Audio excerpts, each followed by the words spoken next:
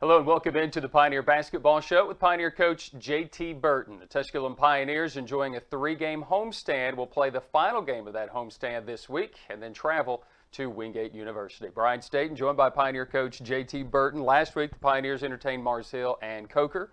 And what an impressive week it has been to this point. And I think it was something for this team that's been coming. I go back before Christmas and we played Burton well. Belmont Abbey maybe not necessarily offensively well, but still played good, and a team that believed, a team that's been on the verge, and we're starting to see some of the fruit of our labor from early in the year. Yeah, you are. I mean, we've been doing some things very well, especially this last game when we played at home, because there's some guys like Adrian Cohen, Austin Hall came off the bench who hadn't been getting a lot of minutes, and they stepped up to the plate when we needed them.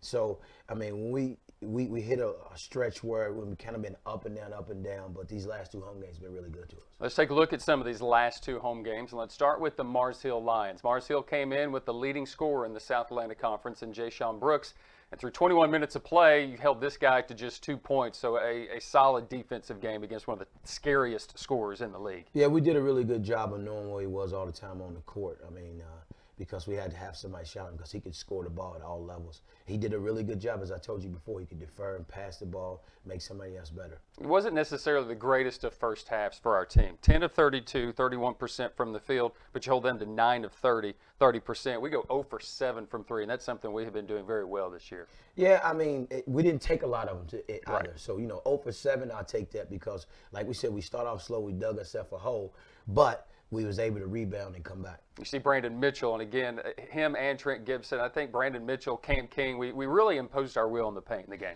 Yeah, as you've seen in some of these highlights right here, you see Trent Gibson, making some getting some early buckets, and then Brandon Mitchell getting the dunk off the out of bounds, and then the biggest thing, Cam King getting the rebounds. Cam, you just saw Jay-Sean Brooks come up with the bucket. He's pushing it into in transition. That was one of their 2 3-pointers that they hit in that first half. But every time they would hit a big three, it seems like we had a response. Yeah, we did. We did a really good job of taking our time, getting the ball, and especially you see we're going down inside to Cameron King. He makes a big-time move right here, up and under.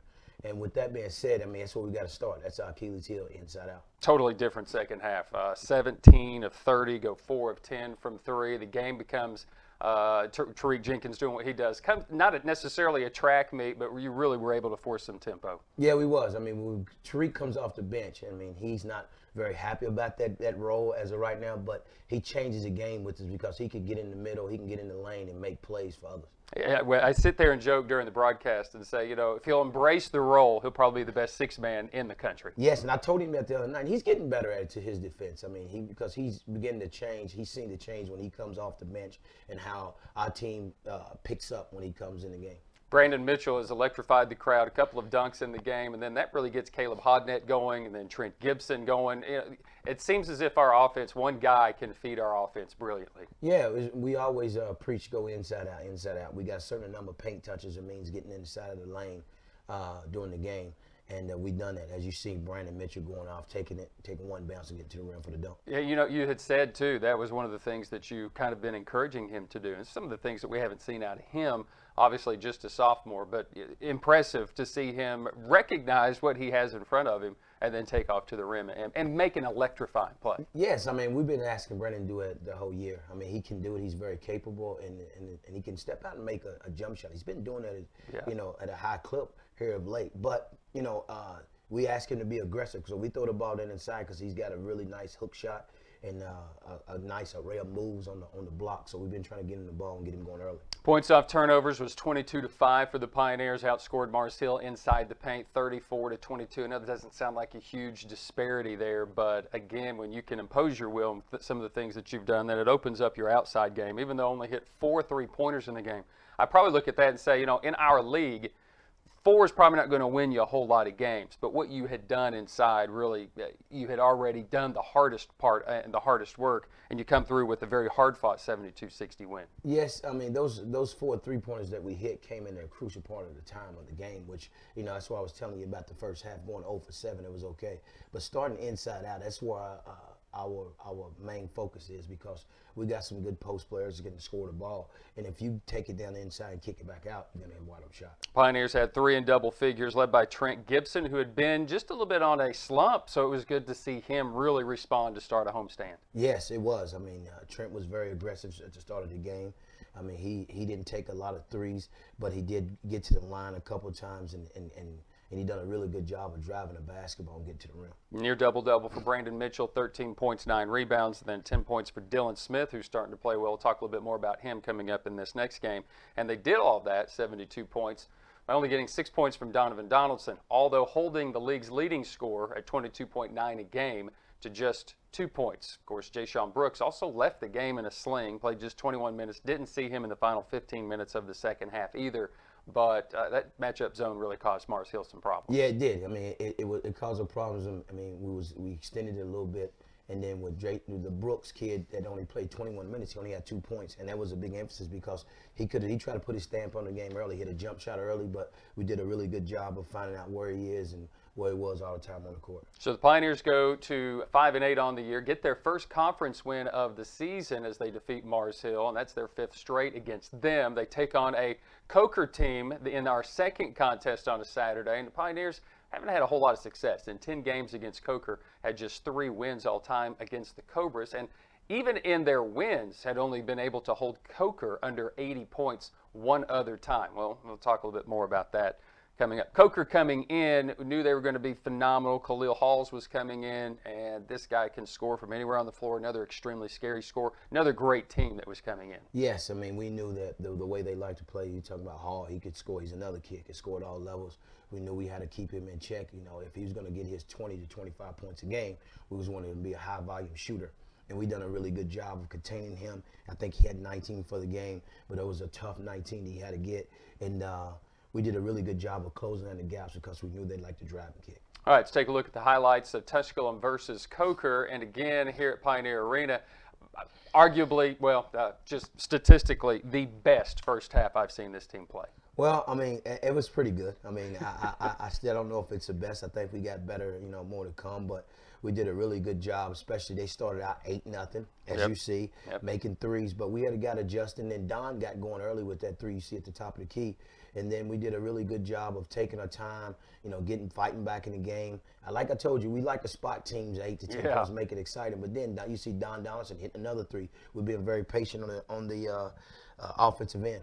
Yeah, Pioneer team that did trail 8-0 in that first half, but then they were able to respond, go on their own run. I believe it was a 21-2 run, as Donaldson was very involved with that very early in the game, responding from a tough game against Mars Hill. Comes into this contest as he hits back-to-back 3-pointers, as we have already seen. A Pioneer team that goes 6 of 13 from 3, total reversal from one game to the next. Really offensively got up to the great start where you put up 57 points in the first half, and by doing so, missed, was it 12 free throws as well. I mean, if there's a negative, it's that free throw line in that first half. We can never put together a full game. I mean, we can't. You know, I'm happy with the result. Don't get me wrong, but if we got to put together get to the free throw line, make free throws, not turn the ball over, and continue to score like we did. Pioneer team that faced this Coker pressure again. They went zone on Tusculum and Dylan Smith. And again, I was wanting to talk about him because last home game played well, and this game hit 3 3-pointers, finishing with 16 points. And Dylan Smith is the guy that you've said we've got to get him going, and he is starting to get going. Yeah, he has. He's done a really good job. He gets in the gym, he works on his shot, and as you see him hitting that corner 3 by the penetration of Don Donaldson.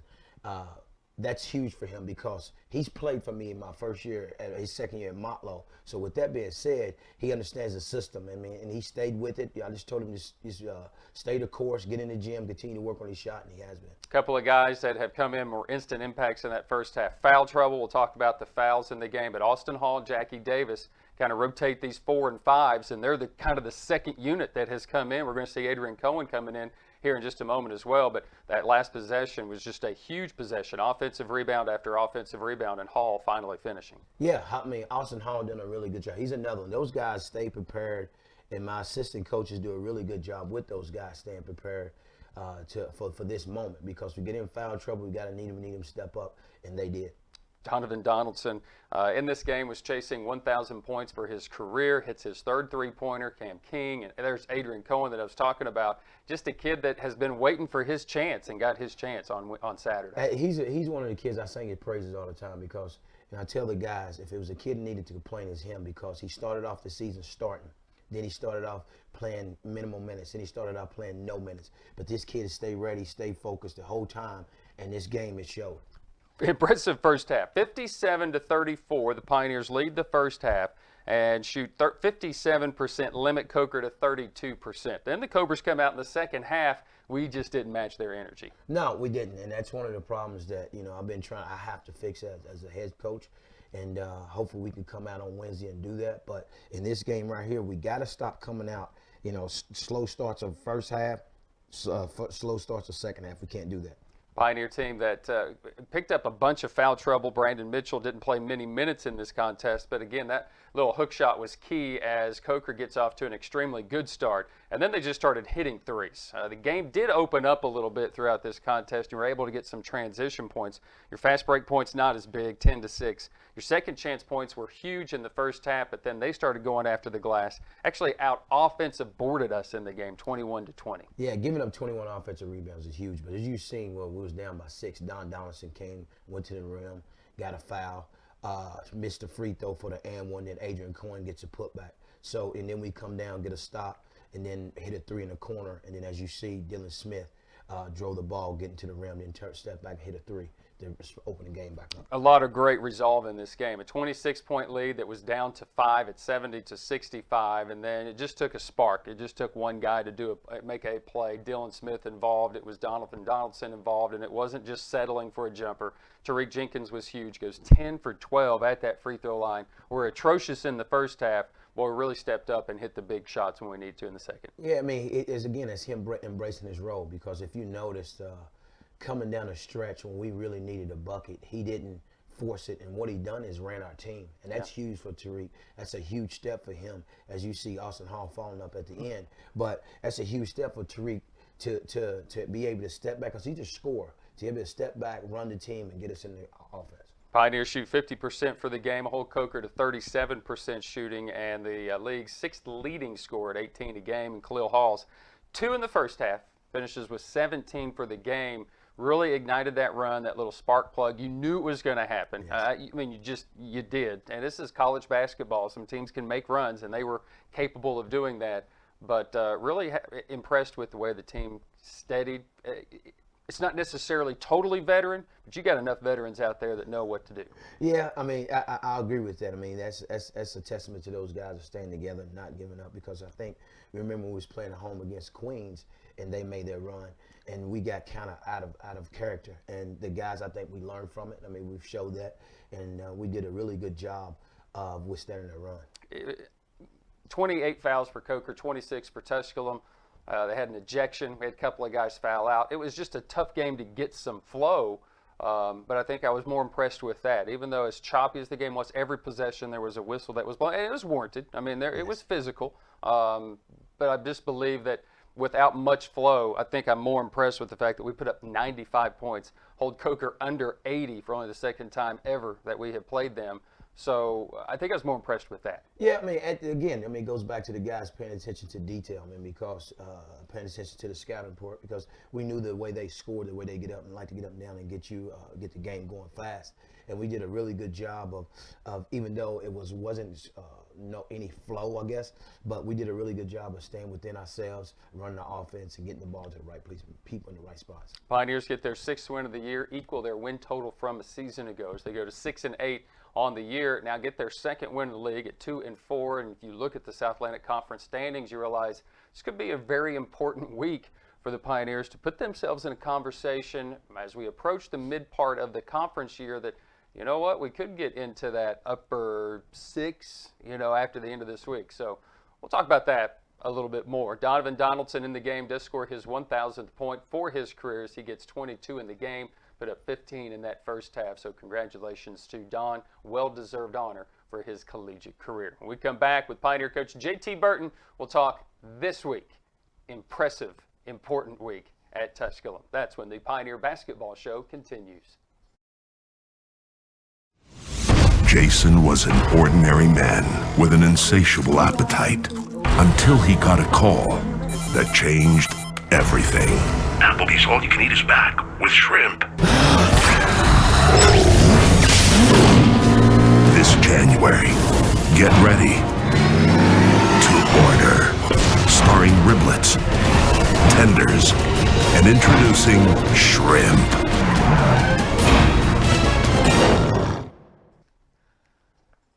We welcome you back into the Pioneer Basketball Show. Brian Staten with Pioneer coach J.T. Burton as the Pioneers embark on the final game of their three-game homestand and then a big trip to just east of Charlotte to Wingate University. We got this new setup. You can avoid a lot of Monroe to get to Wingate, so I'm looking forward to that. It is a toll road, but it'll save us 25 minutes on our trip, so I'm looking forward to that on Saturday. All right, but the first game is Pack the Arena night here, and it's Carson Newman as the Eagles come in, and they've had a little bit of a stranglehold on the Pioneers here over the last couple of years. Gone is Charles Clark, but Chuck Benson, what I know about him, he loves the matchup zone, so very intriguing matchup with two very similar defenses. Yeah, I mean, he's done a really good job. I mean, I did some history, there's research on the history of the game. That goes dates back to 1927. I mean, that's in itself it says a lot because, you know, a guy like myself and some of these new players, I try to tell them, like, this is a huge rival game. Yeah. I mean, they own us like 97 to 47, but I mean, it's you toss the ball up, you never know what happens. Yeah, and that's part of this whole thing. Just a couple of years ago, Tusculum goes to Carson Newman and gets a win in overtime despite Charles Clark's heroics. Then Charles Clark that same year comes here with the game won by the Pioneers at the free throw line, gets a rebound, takes it all the way down, and is able to score. It's always got great atmosphere, seems, and the women's game will be first, and there's two teams ranked in the region in that contest. Carson Newman's kind of had this surge here of late with some local talent, so there's going to be a lot of local parents that will be here watching Carson Newman. You're going to get the sense that it's going to be a 50-50 gym, and then the men take over and take center stage. What has to be the most important thing that the Pioneers do against Carson Newman? As we talked about in these other games, can't afford to start off slow. We just cannot, because if we start off slow against a good team like that, they'll end up beating you. You can't give them, you know, NBA. I mean, the NCAA basketball period consists of runs. They're going to make a run. We're going to make a run. It's just who withstands that run when they do. And it's going to be exciting. I mean, I'm looking forward to it. I mean, I think, you know, all the kids, it's a nice buzz out there about it. Yeah. I mean, our kids, I try to explain to them, especially these guys like Zach Harder, who's redshirt, and Caleb Houghton, who's been here. These guys, you know, you can see when you say Carson Newman, they got a different kind of look in the eyes. So, you know, it's going to be an exciting game, and I can't wait for it to get started. All right, Pioneers then travel down east to take on the Wingate Bulldogs. Love Brian Good's teams and what they do. They've just got some talent. They don't wow you. They're just really good defensively. It's where they hang their hat and they hit shots when they need to hit shots. So an important week. Be nice to end on the road with a victory at Wingate, North Carolina. Yeah, it will be. I mean, I've never been to Wingate. I mean, I know you was talking about the 25-minute shorter drive. It's gonna be awesome. Hey, I'm all for that. But yeah, I mean, when we get down there, I mean, we've been a good road team, and we, as you said, we traveled a lot of miles over the start of this season. So with that being said, you know, I haven't really dug into them yet because I take it game by game. But we're looking forward to it, and it's on the road, so I'm happy. Important week for the Pioneers this week. They take on that team, the Eagles, and the Wingate Bulldogs on Saturday at the Cuddy. Join the Pioneer Sports Network coverage on Wednesday night. You can watch it here through TusculumPioneers.com, through the YouTube channel, or also online, TusculumPioneers.com, and also through Jewel955.com if you wish to listen to the radio broadcast. You can also tune in Saturday on our radio broadcast from 95.5 FM, also online through Jewel955.com. You can find all of that information through TusculumPioneers.com on the Pioneer Basketball schedule page. He's Pioneer coach J.T. Burton. Impressive week and impressive start to this homestand as the Pioneers now move to 6-8. For Dom Donnelly, for Nick Forsberg, I'm Brian Staten. And until next week, go Pioneers.